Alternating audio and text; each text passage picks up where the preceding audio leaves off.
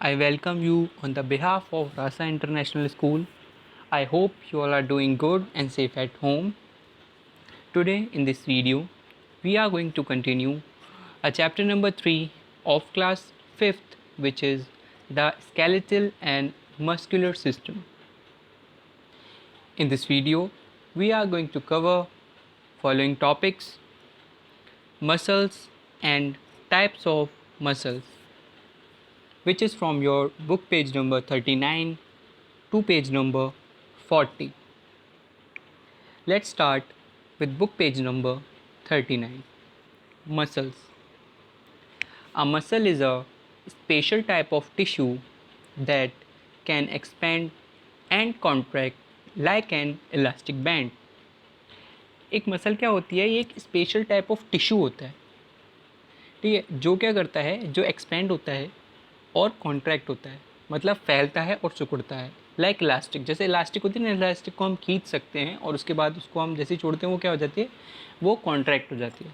Like elastic ये भी क्या होते हैं, कॉन्ट्रैक्ट हो सकते हैं और एक्सपेंड हो सकते हैं। There are over 600 muscles spread all over our body.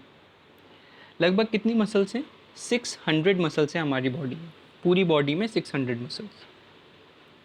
They are attached to the bones by tissues called tendons.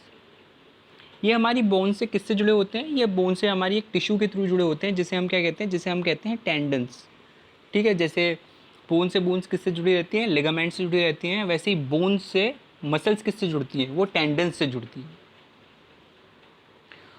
When the muscles contract or relax, they move the bones.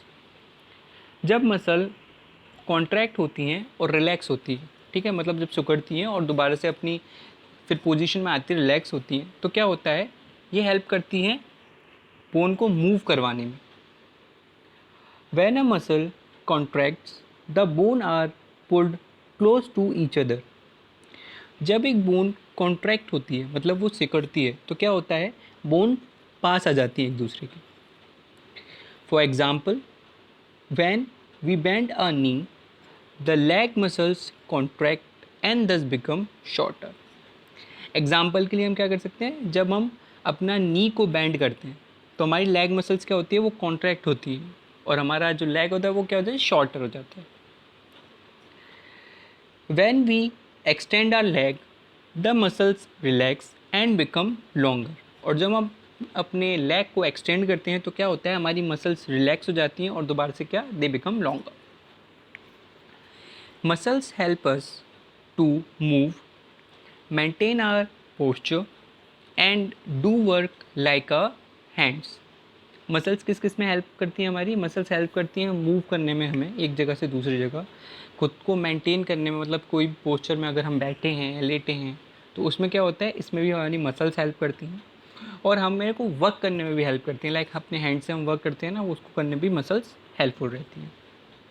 About half of our weight is made up of muscles. हमारी body का हाफ weight किसका होता है? वो muscles का ही weight होता है। Alright, after muscles let's discuss about the types of muscles. Our muscular system consist of 3 different types of muscles. हमारे मस्कुलर सिस्टम में कितने टाइप ऑफ मसल्स होती हैं? 3 डिफरेंट टाइप ऑफ मसल्स होती हैं। So let's discuss one by one. So the first muscles is striped और striated muscles. These muscles have stripes on them. In muscles की क्या होती है? इन मसल्स की स्ट्राइप्स होती हैं, मतलब धारियाँ होती हैं।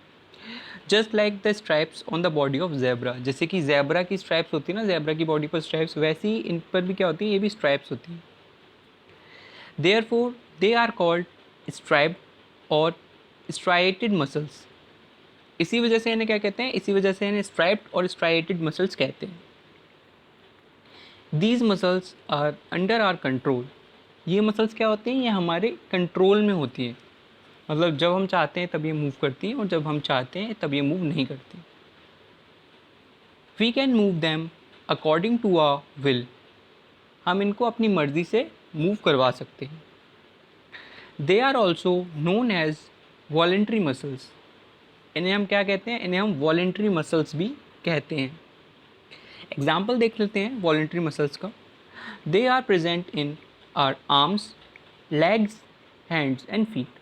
कहाँ कहाँ प्रेजेंट होती हैं? ये हमारे आर्म्स में, लेग्स, हैंड और फीट्स में ये क्या होती हैं? मसल्स प्रेजेंट होती हैं। आफ्टर दैट अब हम पढ़ लेते हैं अबाउट स्मूथ मसल्स, कि स्मूथ मसल्स क्या होती हैं। दे do not have any stripes. इनकी कोई भी स्ट्राइप्स नहीं होती, मतलब इन पर धारियाँ नहीं होती। These muscles of our body are not under our control. हमारी बॉडी की ये मसल्स हमारे कंट्रोल में नहीं होती। They are also called involuntary muscles. इसलिए हम इन्हें क्या कहते हैं? इसलिए हम इन्हें कहते हैं इनवॉलेंट्री मसल्स, मतलब इन पे हमारा कंट्रोल नहीं होता। For example, we can not control the muscles that are responsible for the heartbeat, movement of food और breathing। एग्जाम्पल के लिए हम देख लेते हैं जो भी हार्ट बीट वाली जितनी भी मसल्स होती हैं, या मूवमेंट, जो फूड का मूवमेंट होता है ना, फूड का डाइजेशन या फूड का जितना भी मूवमेंट होता है, और ब्रीथिंग वाली जितनी भी मसल्स होती हैं वो हमारे कंट्रोल में नहीं होती। ठीक है, हार्ट बीट वाली मसल्स बिल्कुल हमारे मर्ज़ी से काम नहीं करती। जैसे हम अपनी मर्ज़ी से हाथ उठा सकते हैं या हम चल सकते हैं, वैसे हार्ट बीट वाली मसल्स के साथ नहीं होता। They work on their own and are controlled by the brain and the spinal cord. ये क्या होती है? ये अपने आप अपना वर्क करती हैं, और इन पे किसका कंट्रोल होता है? ये ब्रेन और स्पाइनल कॉर्ड के थ्रू कंट्रोल की जाती हैं। आफ्टर दैट हम आ जाते हैं कार्डियक मसल्स पर। Our heart is made up of cardiac muscles. हमारा हार्ट किससे मिलकर बना है? हमारा हार्ट कार्डियक मसल्स से मिलकर बना है। These muscles are not attached to any bones. ये मसल्स किसी भी बोन से अटैच्ड नहीं होती। जैसे पहले हमने पढ़ा था कि मसल्स बोन से कनेक्ट होती है, बट ये कार्डियक मसल किसी भी बोन से कनेक्ट नहीं होती। The muscles of the heart keep working 24 hours a day through out our life time. ये जो मसल्स होती हैं, जैसे हार्ट की जो मसल होती है, वो क्या करती है? 24 आवर वर्क करती हैं और थ्रू आउट द लाइफ काम करती हैं। जब तक पर्सन इज़ अलाइव तब तक ये मसल्स वर्क करती हैं। Cardiac muscles are very strong and hence they do not get tired. Cardiac muscle बहुत स्ट्रॉन्ग होती हैं, इसकी वजह से क्या होता है? ये कभी भी थकती नहीं है। कार्डियक मसल, लाइक आपकी हार्ट जो बीट है वो कभी जैसे रुकती नहीं है, तो किस वजह से नहीं? जो कार्डियक मसल्स हैं वो बहुत स्ट्रांग होती हैं, वो कभी टायर्ड नहीं होती। These muscles are also involuntary in nature. इन मसल्स का भी कैसे होता है नेचर? इनका भी नेचर होता है इनवॉलेंट्री मसल्स होती हैं ये, कि हमारी इच्छा से काम नहीं करती है। ठीक है, अपने according they work on their own. उसके बाद हम डायग्राम देख लेते हैं स्ट्राइएटेड मसल्स का। It is like this. फिर स्मूथ मसल्स ऐसी होती हैं, और जो कार्डियक मसल्स होती हैं वो ऐसी होती हैं। The bones and muscles together perform important functions of the body. हमारी बोन्स और हमारी मसल्स मिलकर क्या करती हैं? हमारी बॉडी के बहुत इंपॉर्टेंट फंक्शंस परफॉर्म करती हैं। लाइक जैसे कि हम वॉक कर पाते हैं, तो किसकी वजह से? मसल्स और बोन्स की वजह से हम इजीली वॉक कर पाते हैं। Regular exercise keeps the muscles healthy and in good condition. Regular exercise से क्या होता है? रेगुलर एक्सरसाइज से हमारी जितनी मसल्स हैं वो हेल्दी रहती हैं और अच्छी कंडीशन में रहती हैं। Correct posture also help keep the skeletal system in proper shape. और करेक्ट पोस्चर्स में बैठना या लेटना, इससे भी क्या होता है? इससे भी जो हमारा स्केलेटल सिस्टम होता है वो प्रॉपर शेप में रहता है।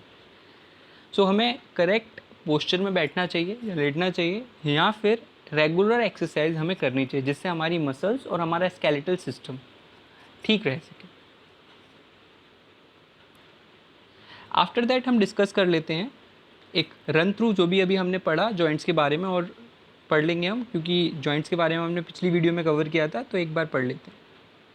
To bones are joint together at joints, the bones bend at the joints. दो बोन्स कहाँ जुड़ी रहती हैं? दो बोन्स जॉइंट्स पर जुड़ी रहती हैं, और जॉइंट्स पर ये क्या करती हैं? ये बैंड होती हैं। जॉइंट से ये क्या होती हैं? मुड़ती हैं।